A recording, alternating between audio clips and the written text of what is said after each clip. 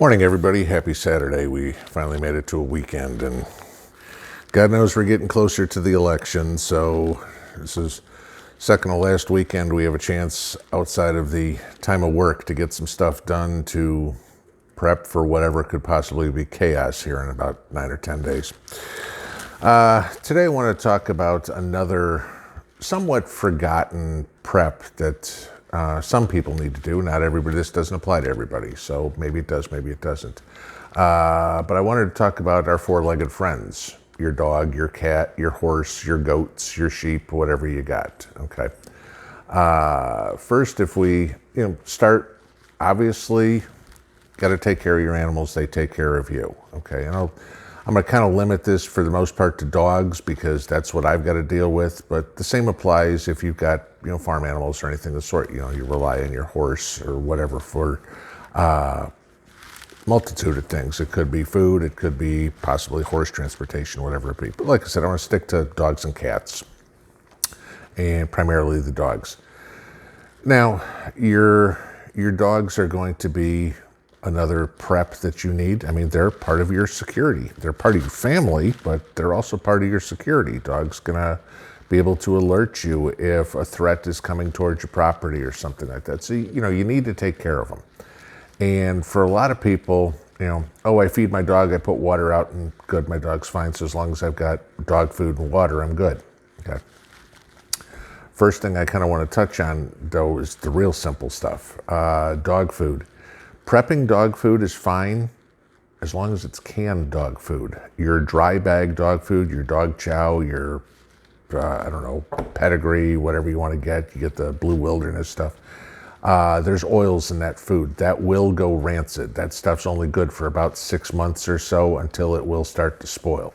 Won't hurt the dog if the dog eats it, but it will go rancid. It's just not healthy for him. Okay, so when you're prepping dog food, cans, or figure out how to make homemade dog food that you can out of your preps. I kind of touched on this on one of my other videos. Okay, but food for your dogs is pretty much common sense. They got to eat. Okay, now remember this: your dogs didn't ask for anything that's going on. They got nothing to do with coronavirus. They've got nothing to do with Trump or Biden. They're not Republicans, Democrats, leftists, rightists, communists, conservatives, whatever you want to do.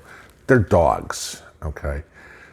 Unconditional love. We could actually learn a lot from our dogs, okay? But, they rely on you for everything. They're no longer wild animals. They are completely domesticated, and they rely on you to be fed, to be walked. You've trained them to sit, roll over, play dead, shake hands, have their milk bone, and, just be on your lap or keep your feet warm. Okay, dogs are, for most of us, a pet. Okay, in an SHTF situation, they're going to be stressed just like we are. Okay, they're not going to know what's going on. All of a sudden, their routine is changed, and there's going to be noises they're not used to or whatever. Most of us are very familiar with dogs around the 4th of July. They are deathly afraid of fireworks. I know mine are, at least one of mine is, hides under the bed very quickly.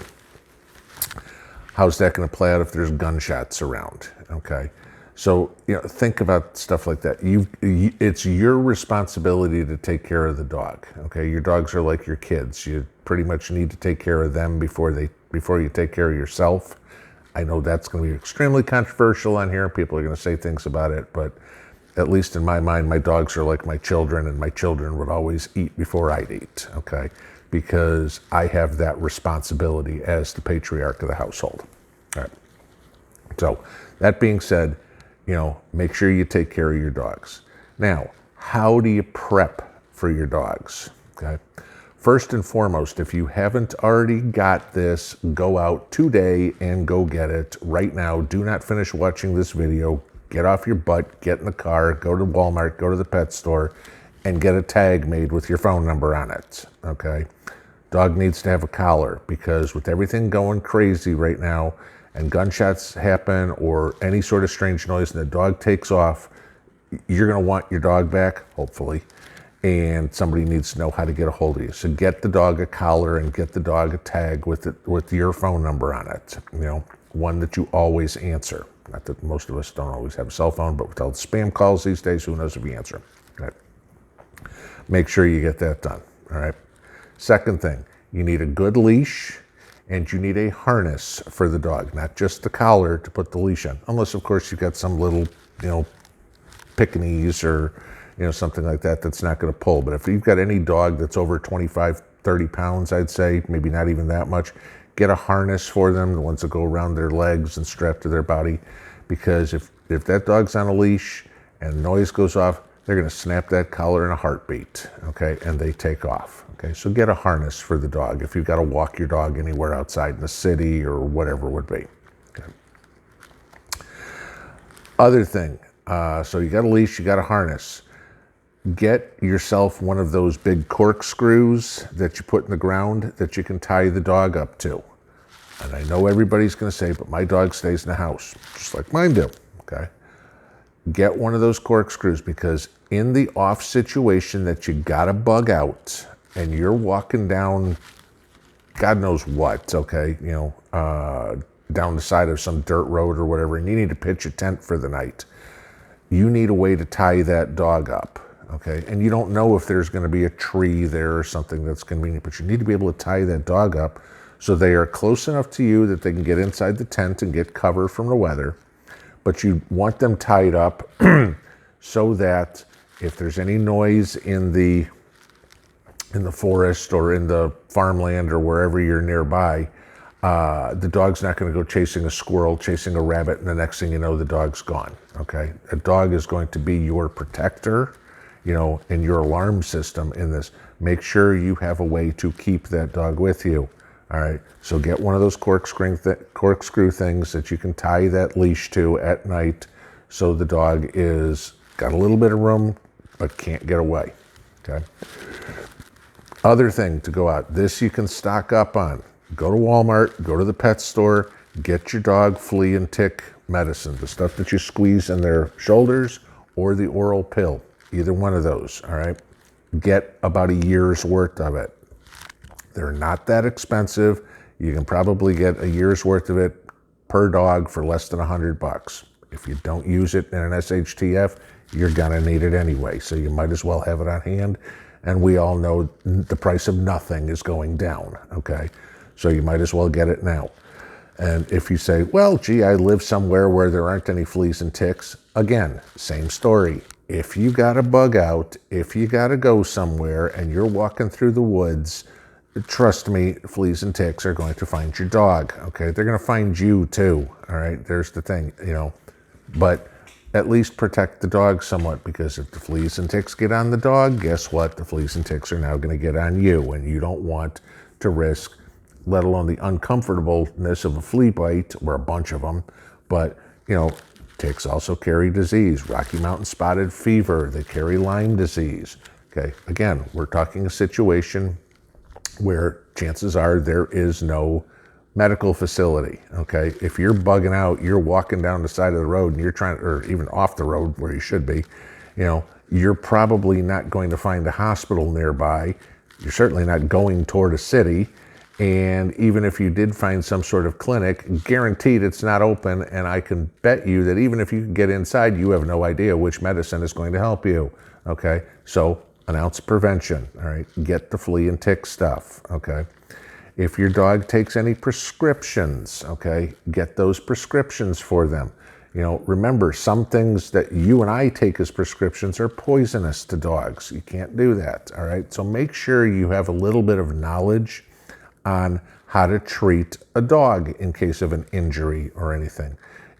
Please don't be the person that, the dog got a thorn in their paw or whatever, and you don't know what to do, so you leave the dog to walk on it forever until it gets infected, and then you go, well, gee, you know what, the dog's going to die, so I'll just leave the dog here, okay? Please don't be that person, all right? I love dogs too much, sorry. Okay. Make sure you take care of the dogs, just like you take care of yourself. Food, medicines, hygiene. I'd advise everybody to get a couple of bottles of dog shampoo, flea and tick shampoo. A, for if they get fleas and ticks, but B, if you're outside more, chances are that means the dog's going to be outside more. And you need a way to wash that dog. Human shampoo is not good for use on dogs, okay? It dries their skin out, which just makes them more irritated or have more irritated skin, okay? You don't need to be doing that. So make sure you get flea and tick shampoo or some sort of medicated shampoo that is specifically made for dogs. Got to take care of these things. These are important. People forget about taking care of the dogs. Like, oh, it's just my dog. I feed it and it's good. No, okay? If that was the truth, then vets wouldn't have a job, okay? So make sure you do stuff like that. You know, your dog is going to be your security, your alarm, your friend. A dog has always been loyal to you. You owe it to the dog to be loyal to the dog, okay? The dog didn't ask for this. Make sure you do whatever you can to help the dog cope with everything, all right? They're going to be scared just as much as you may be in an SHTF situation. They just don't understand what's going on, where you and I have the luxury of understanding. They're going to have no idea. Mom, Dad, why are we leaving our house and walking down the street and not going back? They don't get it, okay? They don't realize that, you know, 2 miles up the road, you got a bunch of black-clad people throwing Molotov cocktails and stuff, and you're trying to escape. They're just like, but where's my warm bed and my bowl and my milk bone?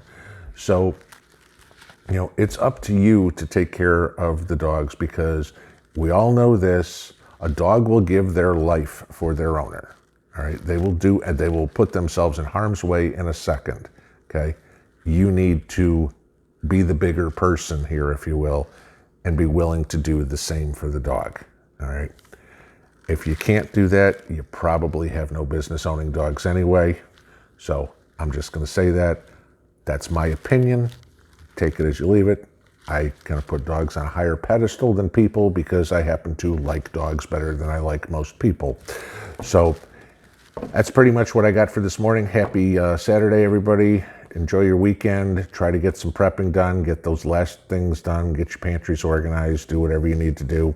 But as always, you know, pray for the best, prep for the worst. Pinball out.